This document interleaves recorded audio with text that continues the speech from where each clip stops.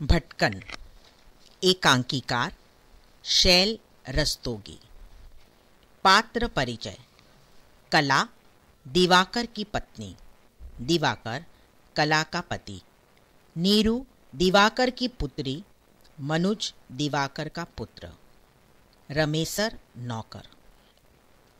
एक बड़ा आंगन है। सामने की ओर कुछ गमले रखे हुए हैं। साइड में दाईं ओर एक चौकी पड़ी है। चौकी के आगे 3 कुर्सियां, एक मेज बेतरतीबी से पड़ी हुई है। सामने एक दरवाजा है जो रसोई में खुलता है। दोनों ओर 2 द्वार हैं, एक बाहर जाने के लिए है और दूसरा कमरे में खुलता है। आगे की ओर पीढ़ी पर अखबार खुला पड़ा है। कुर्सियों की पीठ पर भी कुछ पड़ा हुआ है, किसी पर तौलिया, किसी पर कमीज बनियान आदि। पर्दा खुलता है। रसोई से कला हाथ में ट्रे लिए प्रवेश करती है और मेज पर लाकर रख देती है। समय प्रातः लगभग 9-10 बजे के बीच का है। जाड़े के दिन है। कला: कहाँ गए फिर? बार बार चाय बनाने को कहते हो और गुम हो जाते हो। जाड़ों में चाय यूं ही ठंडी हो जाती है। कमरे के द्वार की ओर झांककर, भला यहाँ क्या करने लगे? अंगड़ाई लेते हुए दिवाकर का प्रवेश। दिवाकर: अरे ठंड चढ़ रही थी, सोचा आराम ही फरमाया जाए, पर एक तुम हो। कला: हाँ, मैं तो हूं ही। तुम ही बताओ, चाय बनाने के लिए कहकर सोने की क्या जरूरत पड़ जाती है? अजीब आदमी हो। केतली से प्याले में चाय डालकर देती है। चौकी पर बैठकर दिवाकर चाय सिप करता है। एक प्याले में कला अपने लिए भी चाय लेकर पास की कुर्सी पर ही बैठ जाती है। दिवाकर: कहाँ गए साहबजादे? कला: मैं क्या जानूं, कहीं वह कहकर भी जाते हैं। साइकिल संभाली, निकल पड़े। मैं कही देती हूँ, यह इस साल भी पास नहीं होगा। जो रवैया उसका देख रही हूँ, उससे तो यही लगता है। दिवाकर: बच्चों के इस तरह थोड़े पीछे पड़ा जाता है। तुम तो कभी प्यार से बोलना ही नहीं जानती। बच्चे तो प्यार के भूखे होते हैं। कला: हाँ, प्यार के भूखे हैं। मैं तो लट्ठ लिए घूमती हूँ उनके पीछे। जब देखो मुझे को तुम ताड़ते रहते हो। दिवाकर: कला, आज का जमाना ऐसा नहीं रहा। अगर हम बच्चों के साथ बहुत सख्ती करेंगे तो बच्चे आज नहीं तो कल हमारा सामना जरूर करने लगेंगे। हमें नहीं झुकना होगा, हमें ही झुकना होगा। क्या फायदा महज से? और हमारी बिटिया रानी कहाँ गई? कला: उसके कॉलेज में भी कभी कुछ चलता रहता है। पढ़ाई के नाम पर तो कुछ दिखाई नहीं देता। खैर छोड़ो, आज तुम घर रहोगे ना? मुझे शॉपिंग के लिए जाना है, कुछ जरूरी चीजें खरीदनी है। इतवार है वैसे भी आज, और दिन तो छुट्टी नहीं मिल पाती। दिवाकर: मैं घर कहाँ रहूंगा? मेरी तो एक जरूरी मीटिंग है, 10:30 बजे घर छोड़ दूंगा। कला: बाप बेटी सब छुट्टी के दिन भी इतने बिजी रहते हैं। रमेसर को रोकना क्या आसान है? रोकने पर उसका खाना जो बनाना पड़ता है, आधे में हम सब, आधे में वह। दिवाकर: फिर भी कोई ना कोई हल तो खोजना ही पड़ेगा। हाँ, ऐसा है, तुम बाजार के लिए अभी निकल जाओ। 10 बजते बजते बाजार खुल जाता है। मैं थोड़ी देर में चला जाऊंगा, 11 बजे तक जा सकता हूँ। कला: ठीक है, ऐसा ही करती हूँ। कला का कमरे की ओर प्रस्थान। दिवाकर उठता है, अंगड़ाई लेता है और फिर पीढ़े पर पड़े अखबार को खोलकर पढ़ने लगता है। दिवाकर अखबार पढ़ते हुए जोर से: ओ कला, सुनती हो? देखो कैसा विचित्र समाचार है। कला अंदर से ही: अभी आती हूँ, 1 मिनट में बस। मुझे कहाँ देरी लगती है। दिवाकर: राम राम, कैसा जमाना आ गया। पता नहीं दुनिया की सोर जा रही है। क्या करेंगे ये लोग? इतनी अराजकता, क्या कोई उपचार नहीं है इसका? कला का प्रवेश। एक हाथ में बास्केट है, दूसरे में धूप का चश्मा, कंधे पर पर्स लटका हुआ है। कला: क्यों चिल्ला रहे थे? क्या हुआ? जरा देर हुई नहीं कि कला कला चिल्लाने लगते हो। दिवाकर: बात ही ऐसी है कला। अखबार बढ़ा देता है कला की ओर। लो, तुम ही पढ़ो। ये सब होगा अब तो। बेटा बाप को शूट करेगा। कला अखबार पढ़ते हुए: हे भगवान, बेटे ने बाप को शूट कर दिया। दिवाकर: बाप ने क्या कहा था? यही तो कि तुम्हारे ढंग बिगड़ते जा रहे हैं। अगर संभालोगे नहीं तो रोते फिरोगे। उसका इतना भीषण बदला? कला: 14 साल के लड़के की इतनी हिम्मत, पर किया भी क्या जा सकता है? माँ बाप मुंह सिलकर तो रह नहीं सकते। दिवाकर: मुंह सिलकर ही रहना पड़ेगा अब तो। कला: देखा जाएगा। मैं जा रही हूँ। अगर तुम जाते हो तो थोड़ी देर के लिए रमेसर को छोड़ देना, मैं आकर उसको छुट्टी दूंगी। रमेसर, ओ रमेसर। रसोई से रमेसर का प्रवेश। कला, देखो मैं 11 साढ़े 11 बजे लौटूंगी बाजार से, तब तक तुम्हें घर रहना है। रमेसर, पर मालकिन हमके भी जाय के रहा आज जल्दी। खैर आप जाओ, हमके तो रुकीबे ही पड़ी। चला जाता है। कला, देख रहे हो आप इसे भी? दिवाकर, सब कुछ देख रहा हूँ और देख कर भी आंखें बंद करने को मजबूर हूँ। जो कुछ होना है वह होगा ही। कला का प्रस्थान। दिवाकर कुर्सी आगे खींचकर अखबार पढ़ने बैठ जाता है। बाहर वाले दरवाजे से नीरू का प्रवेश। नीरू दिवाकर के पास आकर, माँ आज सुबह सुबह ही बास्केट लेकर कहाँ गई पापा? दिवाकर, घर का कुछ सामान खरीदने गई है। तू कहाँ गई थी? नीरू, कॉलेज में ड्रामे का रिहर्सल चल रहा है, पर हीरो का रोल करने वाली लड़की आज आई ही नहीं, इसलिए हम सबको लौटना पड़ा। दिवाकर, पढ़ाई कैसी चल रही है? पढ़ना लिखना तो सब ताक पर रख दिया, तुम्हें तो ये ड्रामे ही पास करा देंगे। नीरू, पापा पढ़ाई तो रोज रोज की है, ये ड्रामे तो कभी कभी ही होते हैं, और मुझे तो हीरोइन का रोल मिला है। इतना लंबा पार्ट याद करना है, कुछ याद भी हो गया है, बस आज पक्का याद हो जाएगा।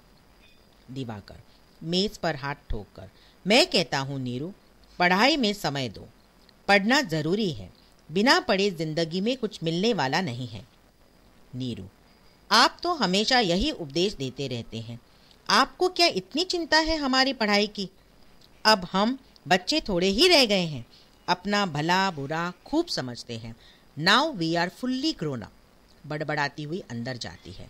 दिवाकर दर्शकों की ओर मुड़कर, देखा आपने, ये लोग अपना भला बुरा समझते हैं, इन्हें कुछ कहना हमारा काम नहीं रहा।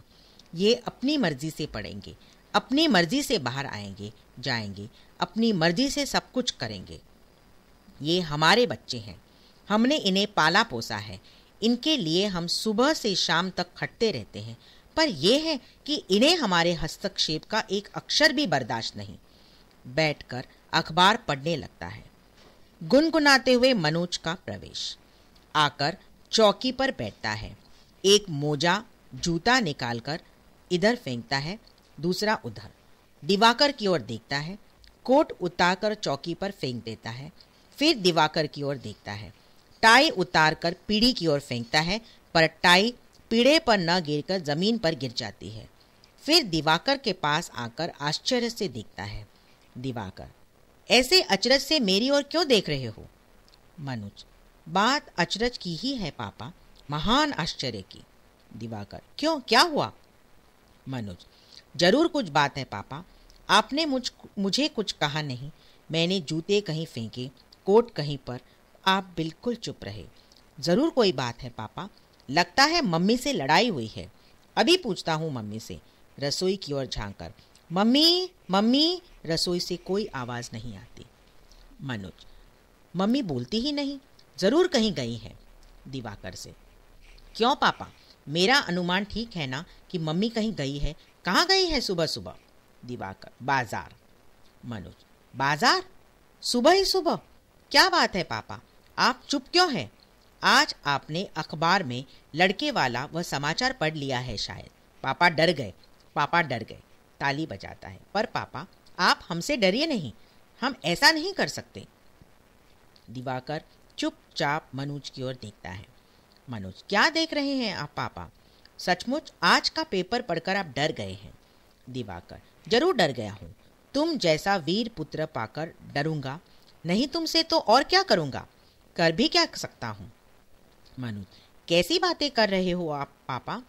अपने जूते मोजे एक जगह रखता है, टाई और कोट उठाता है। ठीक है, आप कर भी क्या सकते हैं, आप कहते तो शायद मैं न जूते मोजे रखता न कोट टाई। मनोज का अंदर प्रस्थान। नीरू का प्रवेश। उसने हाउस गाउन पहना हुआ है, वह आकर चौकी पर पैर फैलाकर बैठ जाती है, फिर कुछ सोचकर खड़ी हो जाती है। नीरू, ये दीवारें मेरे लिए मत खड़ी करो, मेरे हाथों में सुहाग की मेहंदी रचाकर, मांग में सौभाग्य का सिंदूर भरकर भी तुम आज यूं उपेक्षित निगाहों से मुझे देख रहे हो। ना, मैं मर जाऊंगी, शेखर शेखर, दिवाकर की ओर देखकर। ओह सॉरी पापा, मुझे याद ही नहीं रहा कि आप यहाँ बैठे हैं। दरअसल मैं अपने नाटक का रिहर्सल करने लगी थी। नीरू, पापा, हमारे नाटक की नायिका शोभी है। उसका पति शेखर उसे छोड़कर चला जाता है। गोमती शोभी और शेखर के बीच में दीवार बन जाती है। बेचारी शोभी। पापा, जब मैं शोभी का रोल करती हूँ तो शोभी बन जाती हूँ, बिल्कुल शोभी। मैं नीरू को बिल्कुल भूल जाती हूँ। मेरे अंदर की नीरू मर जाती है और मैं ऊपर से नीचे तक शोभी बन जाती हूँ। मेरी मिस कहती है कि मैंने शोभी के रोल को जी लिया है। सच पापा, कलाकार की सबसे बड़ी सफलता आत्मविस्मृति है। जब तक कलाकार अपने को भूलकर पात्र में रम नहीं जाता, तब तक उसकी कला में निखार नहीं आ सकता। दिवाकर चुप रहता है। नीरू आश्चर्य से दिवाकर को देखती है। नीरू, क्या हुआ आज आपको पापा? आप क्या सोच रहे हैं? मनुज का प्रवेश। दिवाकर अंदर चला जाता है। मनुज, मैं बताऊं क्या हुआ है पापा को? जानती हो? नीरू, क्या हुआ है, बता तू ही। मनुज, आज के अखबार को पढ़कर पापा डर गए हैं। नीरू, आज के अखबार को पढ़कर पापा डर गए हैं? क्या है आज के अखबार में? मनुज, तूने पढ़ा नहीं? दिल्ली के एक 14 साल के लड़के ने अपने पापा को शूट कर दिया, केवल इसलिए कि उसके पापा उससे पढ़ने को कहते थे, उससे अपना रवैया सुधारने को कहते थे। वह लड़का नाराज हो गया और उसने अपने पापा को शूट कर दिया। नीरू, बड़ी गलत हरकत की लड़के ने। मनुज, उसकी क्या गलती थी इसमें? मम्मी पापा लोग हम पर कोरा शासन करना चाहते हैं। बात बात पर रोक, पग पग पर हस्तक्षेप। हिदायतों के चौखटों में हमारी जिंदगी जड़ दी गई है। ये लोग यह क्यों भूल जाते हैं कि हम भी हाड़ मास के प्राणी हैं। हमारी भी अपनी थिंकिंग है। हम इतने मूर्ख नहीं हैं नीरू। हमें भी अपने भविष्य की चिंता है, पर जब हमें जरूरत से अधिक टोका जाता है तो प्रतिक्रिया स्वरूप हम अनुशासनहीन हो जाते हैं। नीरू, तो तेरा विचार है उस लड़की ने ठीक किया? मनुज, मैं यह कब कहता हूं कि उस लड़की ने ठीक किया, पर चलते चलते चरण बहकने का एक कारण यह भी है कि हमें आदेशों से इतना लाद दिया जाता है कि हम गर्दन से नीचे तक अपने को दबा दबा महसूस करते हैं। तब हमारा अंतर्मन रिवोल्ट करने लगता है और हम भागना चाहते हैं। भागने की यह स्थिति इतनी खतरनाक हो सकती है कि जो उस समय हमारे सामने आ जाएगा वही हमारी आक्रामक चेष्टाओं से आहत हो सकता है। पर यह स्थिति कभी कभी ही आती है। हमारा विवेक अंधा हो जाता है। जानती है नीरू, अंधा आदमी क्यों ठोकर खाता है? नीरू, क्योंकि उसे दिखाई नहीं देता, वह अंधा जो होता है। मनुज, नहीं, वह ठोकर इसलिए खाता है कि आंखों वाला पास खड़ा व्यक्ति उसे सहारा नहीं देता, उसे सहारा देने से कतराता है। हम भी जब अंधे हो जाते हैं तो चाहते हैं आसपास के रस की 2 बूंदें हमें मिल जाए। सच नीरू, ये रस की बूंदें प्यार की बूंदें हैं जो जीवन के सारे अंधेरे को अंदर तक पहुंच डालती हैं और हमारी जिंदगी तब उजालों में नहा सकती है। नीरू, तू तो बड़ा दार्शनिक हो गया है मनुज। मनुज, हाँ नीरू, कितना भटका हूं आज तक, पर कहीं शांति नहीं मिलती। भटकन कभी कहीं शांति नहीं दे सकती। भटकते हुए अंधी गलियां भी मिलती हैं और उजाड़ खंडहरसी उजालों की बस्तियों से भी हम टकराते हैं, पर कहीं मन टिक नहीं पाता। एक बिंदु से दूसरे बिंदु तक, तीसरे तक भटकन, केवल भटकन। भटकन का कहीं अंत नहीं। नीरू, सच कहता है तू मनोज। भटकन आदमी को भटकाती है, भटकाती ही रहती है।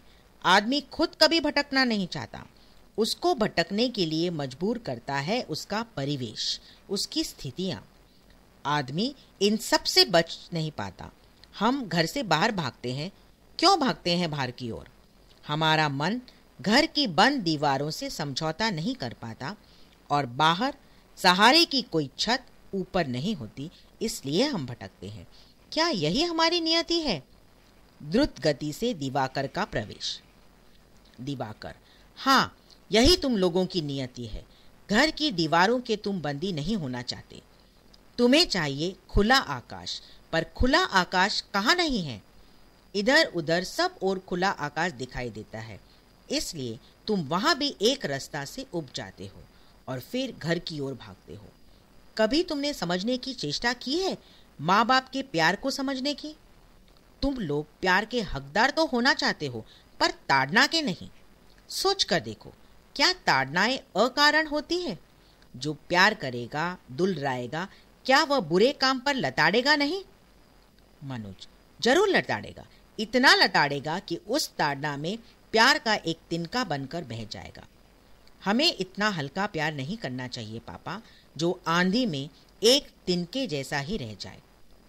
हमें प्यार चाहिए, केवल प्यार, जिसे न ताड़नाएं मिटा सके न लांछनाएं। आपका प्यार हमें जिंदगी के शिखर पर पहुंचा सकता है, पर आपकी उपेक्षा हमारे व्यक्तित्व को बौना बनाकर रख देगी। नीरू, ठीक कह रहा है मनोज। पापा, आपके पास कहाँ समय है बच्चों के लिए, घर के लिए? हम भाग्य के सहारे पलकर बड़े हो गए। भाग्य ही हमें रास्ता दिखाएगा आगे भी। हम इतने भाग्यवादी क्यों हो गए पापा? जानते हैं आप, आपकी उपेक्षाओं ने हमें जो लाचारियां दी हैं। मनोज, घर का अकेला लड़का मनोज कितना उपेक्षित, कितना लांछित। कब घर में आता है, कब घर से जाता है, कौन देखने वाला है, किसको फुर्सत है? मम्मी कॉलेज में, पापा ऑफिस में। घर खाली दीवारों का नाम नहीं है पापा।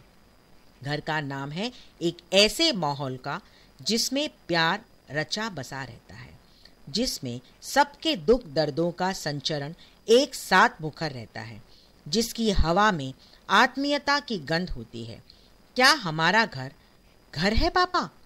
नीरू, कब कौन आता है, कौन जाता है, इसका लेखा जोखा रखने वाला यहाँ है ही कौन? घर एक थाई है। जैसे थाई को छूकर खिलाड़ी के सिर पर जीत का सेहरा बन जाता है, वैसे ही घर की थाई को छूकर हमें घर आने का एहसास हो जाता है। पर यह एहसास कितना खोखला होता है। क्षण भर में ही तो जैसे सब कुछ टूट जाता है, बिखर जाता है। दिवाकर, मुझे लगता है तुम लोग किसी नाटक के डायलॉग्स बोलने लगे हो। गजब का कमांड हो गया है तुम लोगों का भाषा पर। क्या कहने हैं, घर एक ऐसे माहौल का नाम है, घर एक थाई है। तुम लोगों का क्रिएटिव माइंड पूरी तरह विकसित हो चुका है। मुझे तुम पर गर्व है। मनोज, आप किसी भी चीज को सीरियसली नहीं लेते पापा। सब कुछ हंसी में टाल देने की आपकी यह आदत बहुत गंदी है। आज जब मैं घूमने गया अपने दोस्तों के साथ, तो सबने मुझे बधाई दी मेरे जन्मदिन की। पर यहाँ घर में किसे याद है कि आज से ठीक 15 वर्ष पहले इसी घर में कोई लड़का जन्मा था और कला का प्रवेश, कला, और हम लोगों ने उसका नाम मनोज रखा था। बड़े लाड से उसका लालन पालन किया था।